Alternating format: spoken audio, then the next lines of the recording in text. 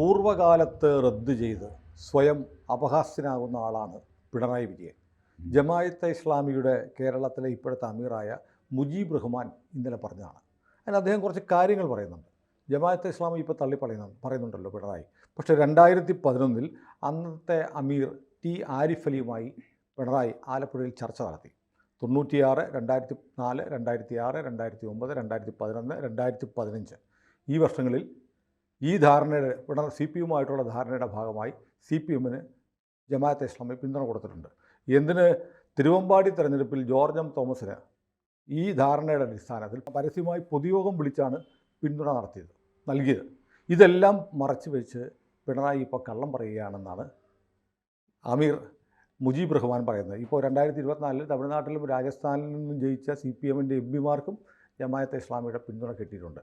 പിന്നെന്താണ് ഇപ്പോൾ ജമാഅത്തെ ഇസ്ലാമി പിണറായി വിജയന് വെറുക്കപ്പെട്ട സംഘടനയായി മാറിയിരിക്കുന്നത്? നമ്മളെ ബാലേന്ദ്രൻ ചുള്ളിക്കാട് പറഞ്ഞൊരു സംഭവമുണ്ട്. എറണാകുളം മഹാരാജാസ് കോളേജിൽ അതിൻ്റെ ഹോസ്റ്റലിൽ ഒരു ദിവസം രാവിലെ ഒരു വേശ്യ വന്നിട്ട് ബഹളം വെച്ചു. അവരെ രാത്രിയിൽ ആരോ പറ്റിച്ചു. ഒരു ഡേറ്റ് കഴിഞ്ഞ് ലോട്ടറി ടിക്കറ്റ് നോട്ടാണെന്ന് പറഞ്ഞ് അവർക്ക് കൊടുത്തിട്ട് ഇരുട്ടാണില്ല. അവർ ശ്രദ്ധിച്ചില്ല. അവർ വാങ്ങി മടിയിൽ വെച്ചു. ഇയാൾ പോവുകയും ചെയ്തു. മഹാരാജാസ് കോളേജ് ഹോസ്റ്റലിലുള്ള ഒരു ചെറുക്കനാണ്. ഇവർ രാവിലെ വന്നിട്ട് അങ്ങ് തെറിവിളിയും ബഹളവും ഒക്കെ ആയിട്ട് ആരുടെ എന്നെ പറ്റിച്ചതെന്നൊക്കെ പറഞ്ഞ് ഇറങ്ങി വാടാ തൊരപ്പ എന്നൊക്കെ പറഞ്ഞ് അവസാനം ബഹളം. അപ്പോൾ പിള്ളേരും ഒക്കെ കൂടി ചിരിയായി കൂവലായി ബഹളമായി. ഈ സ്ത്രീ അവർ രണ്ടും കൽപ്പിച്ചിറങ്ങിയിരിക്കുക. അവസാനം ഹോസ്റ്റലിലെ വാർഡൻ ഇറങ്ങി വന്നിട്ട് പറഞ്ഞു, ദേ മര്യാദ ഇവിടെ കാണിക്കരുത്, ഇതൊരു സർക്കാർ കോളേജാണ്, മഹാരാജാസ് കോളേജാണ്, ഇവിടെ കിടന്ന് ഒച്ച വയ്ക്കരുത്. ഇവർ തിരിഞ്ഞിട്ട് പറഞ്ഞു, സാർ അങ്ങനെ പറയരുത്, സാർ എത്രയോ തവണ വന്നു ഞാൻ കാശിന് വല്ല പെശകും പറഞ്ഞിട്ടുണ്ട്, കാശില്ലെങ്കിൽ കാശില്ലെന്ന് പറഞ്ഞാൽ പോരെ സാറേ, സാറിനെ ഞാൻ പിടിച്ചു വയ്ക്കുകയോ ഇവിടെ നിന്ന് ഞാൻ ചീത്ത പറയുകയോ ചെയ്തിട്ടുണ്ടോ, എത്രയോ നാളായി നമ്മൾ തമ്മിൽ. ഇതോടെ സംഗതി വാൻ കൂവലിൽ കലാശിച്ചു. സാർ അവിടെ നിന്ന് കടന്നു. ഈ മഹാരാജാസ് കോളേജ് ഹോസ്റ്റലിലെ വാർഡൻ കാണിച്ച അബദ്ധം പിണറായി വിജയൻ കാണിച്ചതാണ് ഇതിൻ്റെ പ്രശ്നം. ഇപ്പം ഇയാളങ്ങ് വന്നു, താമ്പാട്ട് ഞാൻ കാശ് പോലും വാങ്ങാതെ തനിക്ക് എത്ര സർവീസ് തന്നിട്ടുണ്ട് എണ്ണി പറയും. മറ്റേ സ്ത്രീയെ എണ്ണി പറയുമായിരുന്നു. വാർഡനും മിണ്ടാതിരുന്നാൽ മതി, കുറച്ചു നേരം വെച്ചാൽ വെച്ചിട്ട് അവർ ഇറങ്ങി പോവുകയോ വേറെ ആരെങ്കിലും അത് സെറ്റിൽ ചെയ്യുകയോ ചെയ്യും. വാർഡന് വലിയ കാര്യം, വാർഡൻ്റെ ഒരു ഹിസ്റ്ററി ഉണ്ട്. അവർ അവർ നിഷ്കളങ്കമായിട്ടാണ് പറയുന്നത്. സാറിൻ്റെ അടുത്ത് ഞാൻ എപ്പോഴെങ്കിലും കാശിന് പക്ഷേ എത്രയോ തവണ സാറിന് കാശില്ല, സാരമില്ല എന്ന് പറഞ്ഞാൽ ഇതുപോലെയാണ് ഇപ്പോൾ ഇങ്ങനെ പറയുന്നത് പിണറായി വിജയനോട്. പിണറായി വിജയനും വല്ല കാര്യമുണ്ടോ ഇവരെ ആക്രമിക്കാൻ? എനിക്കിപ്പോഴും മനസ്സിലാവണില്ല. ഞാൻ അന്നും സുനിലിനോട് പറഞ്ഞില്ലേ, മണ്ടത്തരമായി പോയി മുസ്ലിം ലീഗിനെ ആക്രമിക്കുക. അതൊന്നും ചെയ്യേണ്ട കാരണം ഇവർ മുസ്ലിം ലീഗിൻ്റെ പിന്നാലെ നടന്ന ആൾക്കാരാണ്. കുറേ നാൾ പിന്നാലെ നടന്നു, വരുന്നില്ല എന്ന് കണ്ടു കഴിഞ്ഞപ്പോൾ പിന്നെ മുസ്ലിം ലീഗിനെ എതിർക്കാൻ തുടങ്ങി. ഇതുപോലെ പോപ്പുലർ ഫ്രണ്ടുമായിട്ട് മദനിയുമായിട്ട് പൊന്നാനി തെരഞ്ഞെടുപ്പിൽ മദനി വരാനായിട്ട് പിണറായി വിജയൻ വെയിറ്റ് ചെയ്തു, കാത്തിരുന്നു. എന്നിട്ട് മദനിയും പിണറായി വിജയനും ഒക്കെ ചേർന്ന് വലിയ പൊതുയോഗം. മദനിയെ കോയമ്പത്തൂർ ജയിലിൽ നിന്ന് വിട്ട് കഴിഞ്ഞപ്പോൾ സ്വീകരണം കൊടുത്തു ശംഖുമുഖം കടപ്പുറത്ത്. ഇത് അന്ന് കോടിയേരി ബാലകൃഷ്ണൻ, പിണറായി വിജയനൊക്കെ ഉണ്ടായിരുന്നു. ഇത് ഞങ്ങൾക്കിതൊന്നുമില്ല, ഞങ്ങൾ പുണ്യവളന്മാരാണ് എന്ന് പറഞ്ഞപ്പോൾ ഈ പറഞ്ഞ ആൾക്കാർ തിരിച്ച് പറഞ്ഞിട്ട്, ചേട്ടനെ പറ്റി ഞാനൊരു കംപ്ലയിൻറ്റ് പറഞ്ഞില്ല, നമ്മൾ തമ്മിൽ എത്രയോ കാലമായി ബന്ധമുണ്ട്, ഞാനത് വല്ലതും വിളിച്ച് പറഞ്ഞോ എന്ന് ചോദിക്കുന്നതാണ് ഇപ്പം നമ്മൾ ഈ മുജീബ് റഹ്മാൻ വേറൊന്നുകൂടെ പറഞ്ഞിട്ടുണ്ട്. ഇനി സംശയം ഉണ്ടെങ്കിൽ നിയമസഭാ രേഖകൾ ഞങ്ങളുടെയിലുണ്ട്, പത്രസമ്മേളനം അതിൻ്റെ രേഖകളുണ്ട്, ദേശാഭിമാനി എഴുതിയ എഡിറ്റോറിയൽ ഞങ്ങളുടെ കയ്യിലുണ്ട്. അപ്പോൾ എന്ത് ചെയ്യും? അല്ല, ഇത് സത്യമാണെന്ന് ഇതൊക്കെ ജനങ്ങൾക്കറിയാം. പിണറായി വിജയൻ മിനിഞ്ഞാന്ന് വരെ പാലസ്തീൻ ഐക്യദാർഢ്യം പിണറായി വിജയൻ്റെ അജണ്ടയിലായിരുന്നു.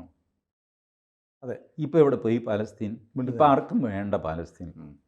മറ്റേ ദിവസവും നിലവിളിയായിരുന്നു, പാലസ്തീനല്ല, സ്ത്രീകൾ, ഗർഭിണികൾ, കുട്ടികൾ.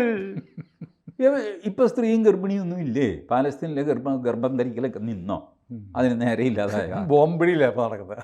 എനിക്കറിയാം, പാലസ്തീനെ പറ്റി ആരും മിണ്ടുന്നില്ല. ഇതൊക്കെ പിണറായി വിജയൻ ചെയ്ത കാര്യങ്ങളാണ്. അധികാരത്തിലെത്താൻ വേണ്ടിയിട്ട് ആരുമായിട്ടും അഡ്ജസ്റ്റ്മെൻറ്റിന് പിണറായി വിജയൻ തയ്യാറാണ്. അതിടയ്ക്ക് ഇപ്പം ഇവരെ ആക്രമിക്കുന്നത് ഇവരോട് എന്തെങ്കിലും ദേഷ്യമുള്ളതുകൊണ്ടല്ല. ഇവർ രഹസ്യമായിട്ട് ഇപ്പോൾ ഈ കണക്കൊക്കെ പറയാൻ തുടങ്ങി കഴിയുമ്പോൾ ഇന്നലെ രാത്രി തന്നെ ഫോൺ പോയി കാണും. അത് നിങ്ങൾ മിണ്ടാതിരിക്കപ്പാ, ഞങ്ങൾ ഈ സംഘപരിവാറിൻ്റെ കുറച്ച് വോട്ട് ഞങ്ങളുടെ അങ്ങോട്ട് പോകുന്നുണ്ട്, അതൊന്ന് തടയാൻ വേണ്ടിയിട്ട് ചെയ്യുന്നതാണ്, അല്ല അത് നിങ്ങളെ ടാർഗറ്റ് ചെയ്യുന്നതല്ല. ഈ ഓരോ തവണയും പണ്ട് തിരുവഞ്ചൂർ രാധാകൃഷ്ണൻ പറഞ്ഞ ഉദാഹരണം ഞാൻ പറഞ്ഞില്ലേ, ഈ ബോളെടുത്തിട്ട് ആ പലകയ്ക്ക് എറിയുന്നത് അത് ആ നെറ്റിൽ വീഴാൻ വേണ്ടിയിട്ടാണല്ലോ, അത് പലക തുളച്ച് അപ്പുറത്തേക്ക് പോകാനല്ല. ഇത് പറഞ്ഞ് മനസ്സിലാക്കും ഇവരെ. ഞാൻ ബോൾ ബൗൺസ് ചെയ്യിക്കാൻ വേണ്ടിയിട്ട് പലകയായിട്ട് നിങ്ങളെ ഉപയോഗിച്ചതാണ്, അല്ല അത് നിങ്ങളെ തകർക്കാനല്ല. ഈ സാധനം ഈ നെറ്റിൽ വീഴണം, എന്നാലും അടി കിട്ടില്ല. എൻ്റെ Hindu vote should be intact. അത് കുറേ അടി കിട്ടും, അതവർ മാറ്റിയെടുക്കും. ഒരു പാലസ്തീൻ ഐക്യദാർഢ്യ സമ്മേളനം നടത്തി കഴിഞ്ഞാൽ ഈ പറഞ്ഞ ജമാഅത്തെ ഇസ്ലാമി തിരിച്ച് പറയും, ഈ പറഞ്ഞതൊക്കെ വിഴുങ്ങും, അതൊക്കെ കഴിഞ്ഞില്ലേ എന്നൊക്കെ പറയും. ഈ പഴയ പത്രവാർത്ത, പഴയ എഡിറ്റോറിയൽ എന്നൊക്കെ പറഞ്ഞ് വെറുതെ ഉത്തരം മുട്ടിക്കാൻ നമുക്ക് തൽക്കാലം ഉപയോഗിക്കുക എന്നുള്ളതല്ലാതെ അതിന് വേറെ പ്രസക്തിയില്ല. ടി ജി പറയുന്നത് ഇപ്പോൾ ഈ ഇസ്ലാമിക തീവ്രവാദത്തിനെതിരെ പിണറായി എടുക്കുന്ന നിലപാടിന് ആത്മാർത്ഥതയില്ല എന്നാണോ? ഇല്ല, ഒട്ടുമില്ല. തിയററ്റിക്കലി കമ്മ്യൂണിസ്റ്റുകാർക്ക് ഇസ്ലാമിനോട്, പൊളിറ്റിക്കൽ ഇസ്ലാമിനോട് യാതൊരു വിരോധവുമില്ല. ചരിത്രപരമായിട്ട് അവരിങ്ങനെ ഗ്രൗണ്ട് അഫ്ഗാനിസ്ഥാനിൽ ഇത് ഉണ്ടായി. അഫ്ഗാനിസ്ഥാനിൽ ഇപ്പോൾ കമ്മ്യൂണിസ്റ്റ് പാർട്ടി ഉണ്ടോ? ഇല്ല. പാകിസ്ഥാനെ ഇവർ പിന്തുണച്ചു. പാകിസ്ഥാനിൽ കമ്മ്യൂണിസ്റ്റ് പാർട്ടി ഉണ്ടോ? ബാക്കി സകലമാന ചപ്പുചോറുകളും ഭൂമിയിൽ പാകിസ്ഥാനിലുണ്ട്, കമ്മ്യൂണിസ്റ്റ് പാർട്ടി മാത്രമില്ല. പിന്നെ ഇവർ മലപ്പുറം ജില്ലയെ സപ്പോർട്ട് ചെയ്തു, മലപ്പുറം ജില്ല കൊടുത്തു. അവിടെ ഉണ്ടോ ഇപ്പോൾ കമ്മ്യൂണിസ്റ്റ് പാർട്ടി? ഉണ്ട്, അവിടെ ഇവിടെയൊക്കെ ഒന്ന് രണ്ട് പേര് വല്ല സ്വതന്ത്രനെയൊക്കെ പിടിച്ചിട്ട് കമ്മ്യൂണിസ്റ്റ് പിന്തുണയോടെ എന്നൊക്കെ പറയും. ഇതാണ് ഇവരുടെ ഗതികേട്. ഇതിങ്ങനെ ഗ്രൗണ്ട് ഈൽഡ് ചെയ്ത് പൊളിറ്റിക്കൽ ഇസ്ലാം അധികാരത്തിൽ വരാനായിട്ട് സ്വയം ആത്മഹത്യ ചെയ്യുന്ന സ്വഭാവമാണ് ചരിത്രപരമായിട്ട് കമ്മ്യൂണിസ്റ്റ് പാർട്ടിക്കുള്ളത്. ഇപ്പോൾ കേരളത്തിൽ, കേരളം മാത്രമാണ് ആകെ ഒരു പച്ചത്തുരുത്ത് കൂട്ടുകക്ഷി മന്ത്രിസഭയായിട്ടെങ്കിലും നിൽക്കുന്നത് കേരളത്തിലാണ്. അപ്പോൾ അതിൽ ആവുന്നത്ര പേരെ കൂടെ കൂട്ടണം. അല്ല, ഇങ്ങനെ പറഞ്ഞാൽ ഹിന്ദു വോട്ടുകൾ പിണറായിക്ക് കിട്ടുമോ? പിണറായിക്ക് നഷ്ടപ്പെടുന്ന ഹിന്ദു വോട്ടുകളുണ്ടല്ലോ, അതിന് തടയിടാൻ പറ്റും. പുതിയ ഹിന്ദു വോട്ട് കിട്ടില്ല. കാരണം ഈ കമ്മ്യൂണിസ്റ്റ് പാർട്ടിയുടെ ഈ ഇസ്ലാമികവൽക്കരണം കേരളത്തിൽ വ്യാപകമാണ്. ഞാൻ പറഞ്ഞില്ലേ, കൊല്ലം, ആലപ്പുഴ, എറണാകുളം, ഈ 3 ജില്ലകളിലെ അവരുടെ പവർ ഇക്വേഷൻസ് നോക്കിയാൽ മതി. Who is controlling? G Sudhakaran ആലപ്പുഴയിൽ ഒറ്റപ്പെടാൻ കാര്യമെന്താ? എച്ച് സലാം എന്ന് പറയുന്ന ഇതപര്യന്തം കേട്ടിട്ടില്ലാത്തൊരു നേതാവ് കഴിഞ്ഞ 5 വർഷം കൊണ്ട് എല്ലാവിധ പ്രഭാവമുള്ള ആളായിട്ട് മാറി. എങ്ങനെ മാറി? ഇത് പാർട്ടിയിൽ എല്ലാവർക്കും മനസ്സിലാവുന്നുണ്ട്.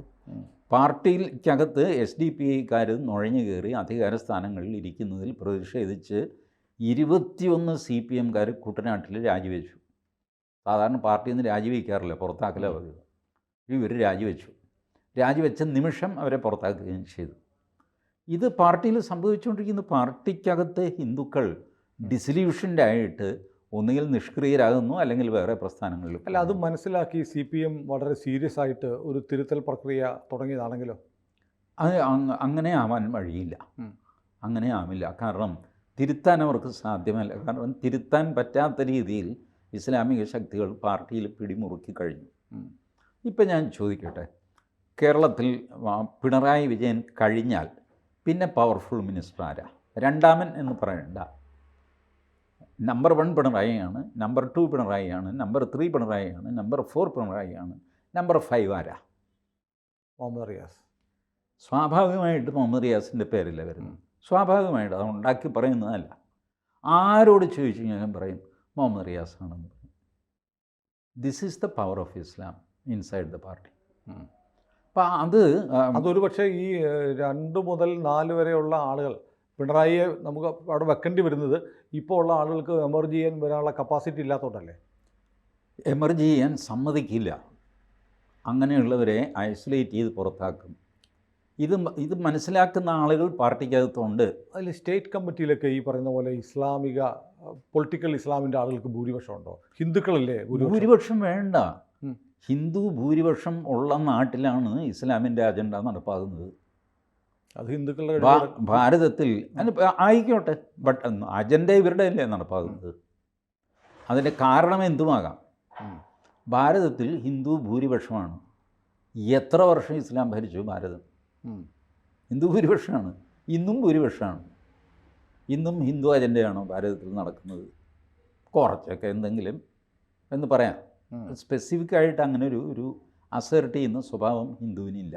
അതല്ലേ അതുകൊണ്ട് പോളിറ്റ് ബ്യൂറോയിൽ കൂടുതൽ ഹിന്ദുക്കളുണ്ടാവാം, സംസ്ഥാന സമിതിയിലുണ്ടാവാം, സംസ്ഥാന സെക്രട്ടേറിയറ്റിലുണ്ടാവാം, അവർ അസേർട്ട് ചെയ്യില്ല. മാത്രമല്ല ഇവർ ക്രിട്ടിക്കൽ മാസ് അക്വയർ ചെയ്ത് കഴിഞ്ഞു. കേരളത്തിൽ മുസ്ലിം ജനസംഖ്യ കുറഞ്ഞത് ഒരു 34-35 2011 സെൻസസ് അനുസരിച്ച് 27.6 മറ്റോ ആണ്.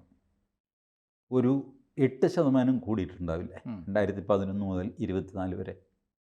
8% നോമിനൽ സാധാരണ മുസ്ലിങ്ങളുടെ വളർച്ച അനുസരിച്ച്. അപ്പോൾ എത്രയായി? 27 വിട്ട് 35, വീണ്ടും കുറച്ചൊരു 34%. 34% ഇസ് നോട്ട്. ഈ അവരുടെ ഒരു ത്രഷോൾഡ് പോയിൻ്റ് ഉണ്ട് ഇസ്ലാമിൻ്റെ. ഏകദേശം ഒരു 30% ജനസംഖ്യ ആയിക്കഴിഞ്ഞാൽ പിന്നെ അവരുടെ അജണ്ടയെ നടപ്പാകുള്ളൂ. കാരണം ഈ 30% കൺസോളിഡേറ്റഡ് വോട്ടാണ്, ബാക്കി ഡിസ്ട്രിബ്യൂട്ടഡാണ്. ക്രിസ്ത്യാനി ആണെങ്കിലും ഹിന്ദു ആണെങ്കിലും ചെതറിപ്പോകും ആ വോട്ടുകൾ. So everybody will depend on Muslims for their votes. അപ്പോൾ അവർ ഡിക്റ്റേറ്റ് ചെയ്യും. അങ്ങനെയാണ് ടി ജി പറയുന്ന പോലെ ആണെങ്കിൽ പിണറായി ഇതൊന്നും പറയേണ്ട കാര്യമില്ലല്ലോ. അല്ലെ, ഇത് പറയുന്നത് ഒരു ലാസ്റ്റ് മിനിറ്റ് ഡെസ്പറേറ്റ് അറ്റംപ്റ്റ് ആയിട്ടാണ്. ബിക്കോസ് പാർട്ടി ഈ 2019 മുതൽ ഇത് മനസ്സിലാക്കുന്നുണ്ട്, പാർട്ടിയുടെ ഹിന്ദു ബേസ് കുറഞ്ഞു വരുന്നു. അപ്പം അന്ന് ശബരിമല വിഷയം കൊണ്ടാണെന്ന് വിചാരിച്ച് that was explained away. But അതിന് ശേഷം 2024 തെരഞ്ഞെടുപ്പിൽ ഇവരെന്ത് പറയും, എന്ത് സമാധാനം പറയും? അപ്പോഴാണ് ഇവർക്ക് മനസ്സിലായത്. അത് അവരുടെ റിപ്പോർട്ടിലും ഒക്കെ വന്നിട്ടില്ല. പാർട്ടിയുടെ അടിസ്ഥാന വോട്ടുകൾ, പൊളിറ്റിക്കൽ വോട്ടുകൾ നഷ്ടപ്പെട്ടു. അതിനകത്ത് ഒരു മേജർ ശതമാനം BJP കൊണ്ടുപോകുന്നു, കുറച്ച് കോൺഗ്രസും കൊണ്ടുപോകുന്നു. പക്ഷേ ഈ BJP കൊണ്ടുപോകുന്ന വോട്ടുകൾ അവരെ സീറ്റ് കിട്ടാൻ പ്രാപ്തരാക്കുന്നില്ല. കോൺഗ്രസ്സിന് ഒരു 0.5% വോട്ട് കിട്ടിക്കഴിഞ്ഞാൽ ഒരു സീറ്റ് കോൺഗ്രസ്സിന് കിട്ടും. BJPക്ക് ഒരു 7%, 8% വോട്ട് കൂട്ടിയാലേ ഒരു സീറ്റ് കിട്ടാനുള്ള സാധ്യതയുള്ളൂ. അത് കിട്ടുന്നില്ല. അതിന് തൊട്ട് താഴെയൊക്കെ നിൽക്കുന്നു BJP. ഇപ്പോൾ ബെനിഫിഷ്യറി കോൺഗ്രസ് ആണ്, but majority of the members അവർ പോകുന്നത് BJPയിലേക്കാണ്. ഇത് തൃശ്ശൂരിൽ സംഭവിച്ചു എന്ന് പാർട്ടിക്ക് അറിയാം. അങ്ങനെയാണ് സുരേഷ് ഗോപി ജയിക്കുന്നത്. ഇത് കൂടാതെയാണ് വളർന്നു വരുന്ന, ഇപ്പോൾ ചെറുതാണ് പക്ഷേ ഫ്യൂച്ചറിൽ വളർന്ന് വലുതാകും എന്നെല്ലാവരും ഭയക്കുന്നു, ഒരു ഹിന്ദു ക്രിസ്ത്യൻ ഐക്യം. ഇതൊക്കെ നിൽക്കുമ്പോൾ desperately you have to try. കാരണം മുസ്ലിം വോട്ട് എന്ന് പറയുന്നത് ബേസിക്കലി ഇരിക്കുന്നത് UDFലാണ്, LDFന് കുറവേ ഉള്ളൂ. അപ്പോൾ അത് ശരി, ഈ ഒരു പ്രസ്താവന കൊണ്ട് അത് നഷ്ടപ്പെട്ടാൽ തന്നെ ഈ പോയിക്കൊണ്ടിരിക്കുന്ന ഹിന്ദു വോട്ടിന് ചോർച്ച തടയാൻ പറ്റും. കൂടുതൽ വാർത്തകളും വിശേഷങ്ങളും നിങ്ങളിലേക്ക് എത്താൻ ABC മലയാളം സബ്സ്ക്രൈബ് ചെയ്യുക, ബെൽ ബട്ടണും അമർത്തുക.